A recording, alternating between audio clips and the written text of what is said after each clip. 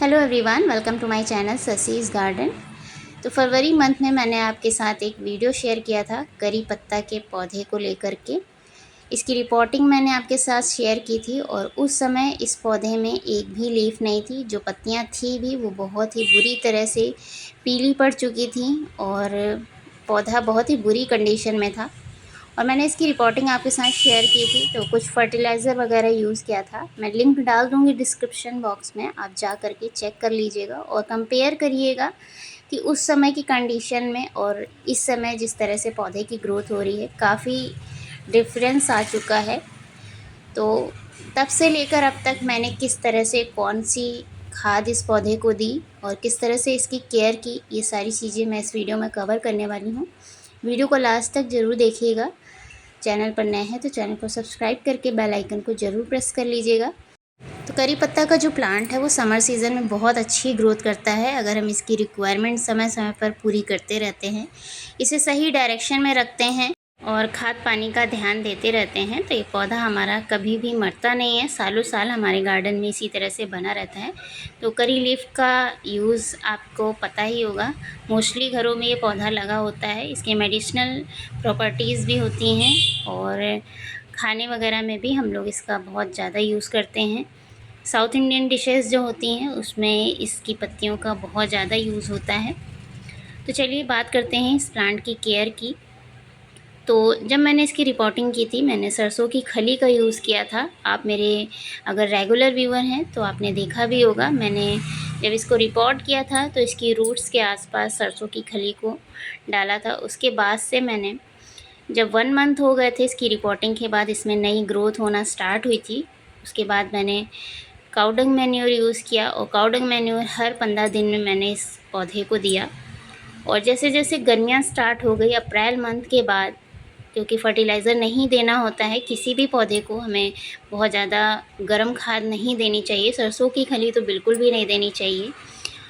तो इसलिए मैंने इस पौधे को अप्रैल मंथ के बाद सिर्फ़ और सिर्फ एक लिक्विड फर्टिलाइज़र दिया है, जिसकी वजह से ये पौधा बहुत अच्छी ग्रोथ कर रहा है और इसकी पत्तियां इसी तरह से लश ग्रीन बनी हुई हैं। इस पौधे में किसी भी तरह का पेस्ट अटैक भी नहीं है।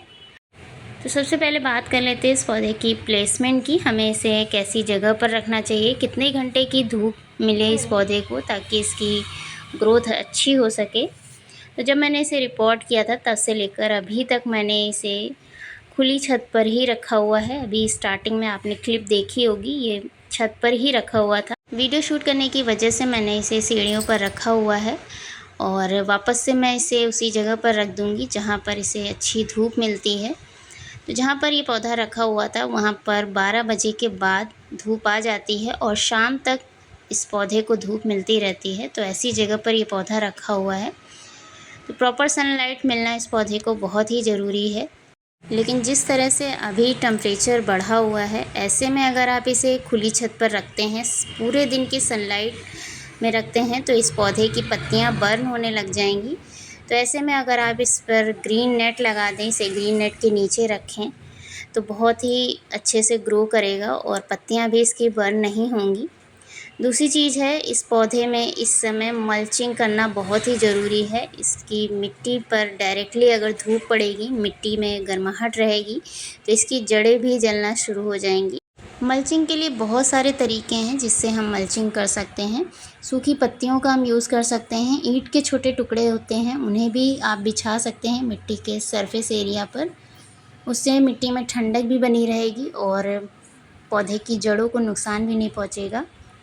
इसके अलावा अगर मल्चिंग की बात की जाए तो कुछ ऐसे प्लांट्स भी होते हैं जो मल्चिंग का काम करते हैं, उन्हें हमें नहीं हटाना चाहिए। वो सरफेस एरिया को पूरी तरह से कवर कर लेते हैं और इनकी रूट्स भी बहुत ज़्यादा अंदर तक नहीं जाती हैं, तो पौधे को भी किसी भी तरह का नुकसान नहीं पहुंचता है और मिट्टी में भी एक ठंडक बनी रहती है। और जैसे ही बारिश स्टार्ट होती है, जब मल्चिंग की हमें ज़रूरत ना हो तो हम इनको हटा सकते हैं। तो अभी आप इसके सरफेस एरिया को देख सकते हैं, यहाँ पर तो इस तरह से ये घास वगैरह निकली हुई है, तो इसे हटाना बहुत ज़रूरी है क्योंकि ये वाली जो घास है ये पौधे का न्यूट्रिशन लेती रहती है और इसकी रूट्स भी काफ़ी हद तक नीचे की तरफ जाती हैं। तो इसे मैं पूरी तरह से हटा करके आपको दिखाऊंगी कि कौन सी जो घास है वो पौधे के सरफेस एरिया को कवर करती है और मल्चिंग का काम करती है। तो यहाँ आप देख सकते हैं मैंने जो घास वगैरह निकली थी उसे हटा दिया था। और ये एक भाजी होती है जिसे बहुत से लोग खाने में भी यूज़ करते हैं, मुझे नाम नहीं पता है इसका, लेकिन ये जो है ये पूरी तरह से मिट्टी में फैल जाती है, पूरे सरफेस एरिया को कवर कर लेती है और एक बेल की तरह बढ़ती है। इसमें छोटे छोटे येलो कलर के फ्लावर भी निकलते हैं। तो ये बहुत ही यूज़फुल है हमारे प्लांट की मल्चिंग के लिए। तो अगर ये इसी तरह से मिट्टी में निकली हुई आपको दिखे तो इसे बिल्कुल भी ना हटाएं, बल्कि आप इससे और भी गमलों में लगा सकते हैं। इसे लगाना भी बहुत ही आसान है। इसकी छोटी सी भी आप स्टेम या बेल को लेकर के पौधे में गोड़ाई करके इसे रख देंगे और पानी दे देंगे तो ये बहुत ही तेज़ी से फैलती है। तो बाकी की ये जो घास थी इसे मैंने हटा दिया है, जो पौधे का न्यूट्रिशन ले रही थी। और अब मैं देने वाली हूँ एक लिक्विड फर्टिलाइज़र। तो ये है चावल का पानी। चावल का पानी कड़ी पत्ता के पौधे के लिए बहुत ही फ़ायदेमंद होता है। ये करी पत्ता का पौधा मेरा काफ़ी पुराना है और इसमें मैंने कई बार इस चावल के पानी का यूज़ किया है। वीक में एक बार मैं ज़रूर देती हूँ चावल के पानी को, उससे पौधे की ग्रोथ काफ़ी अच्छी होती है।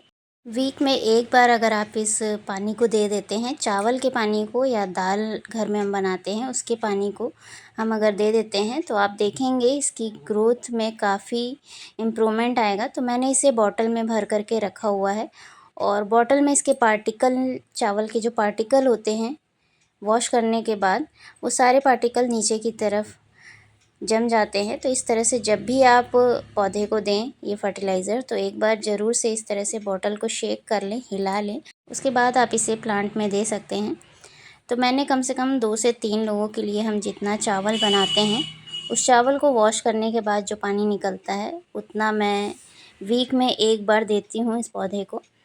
तो इससे किसी भी तरह का नुकसान नहीं पहुंचता है पौधे को, बल्कि आप देखेंगे कि कुछ ही दिनों में पौधे की ग्रोथ बहुत ही अच्छी होती है, नई नई लीव्स निकलना स्टार्ट हो जाती हैं।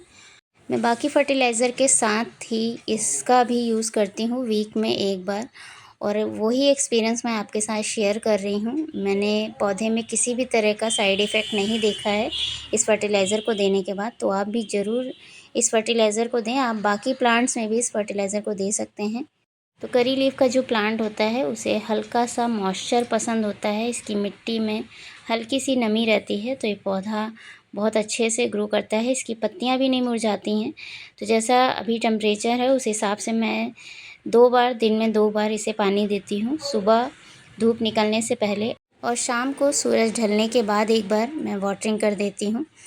तो अगर आप इस पौधे को लेकर के आते हैं इस सीज़न में, इस समय लेकर के आते हैं तो इसकी रिपोर्टिंग बिल्कुल भी ना करें। जैसे ही बारिश वगैरह स्टार्ट हो जाए तब आप इसकी रिपोर्टिंग करें, क्योंकि अगर अभी आप इसे रिपोर्ट करते हैं तो पूरे चांसेस हैं पौधे के ख़राब होने के, पौधा सर्वाइव नहीं कर पाएगा। तो बारिश के सीज़न में आप इसे ला करके रिपोर्ट कर सकते हैं।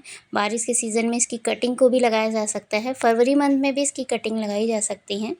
बहुत ही अच्छे से इसकी कटिंग चल जाती है। पेंसिल के नोक के बराबर आप इसकी कटिंग को लेकर के मिट्टी में लगा सकते हैं, आराम से इसकी कटिंग्स लग जाती हैं। और सर्दियों में ये पौधा पूरी तरह से डोरमेंसी पीरियड में होता है। फरवरी मंथ में जब इसकी ग्रोथ होती है उसी समय इसमें फ्लावरिंग भी होती है। तो अगर आपको इसके सीड्स चाहिए हों तभी आप इसके फ्लावर को रहने दें, वरना इनके फ्लावर को आप हटा दें, क्योंकि फ्लावर के बाद इनके सीड्स बनते हैं और पूरी एनर्जी प्लांट अब सीड्स को बनाने में लगा देता है, जिसकी वजह से इसकी ग्रोथ काफ़ी हद तक रुक जाती है। तो इस तरह से आप सीड से भी इस पौधे को ग्रो कर सकते हैं और कटिंग से भी लगा सकते हैं।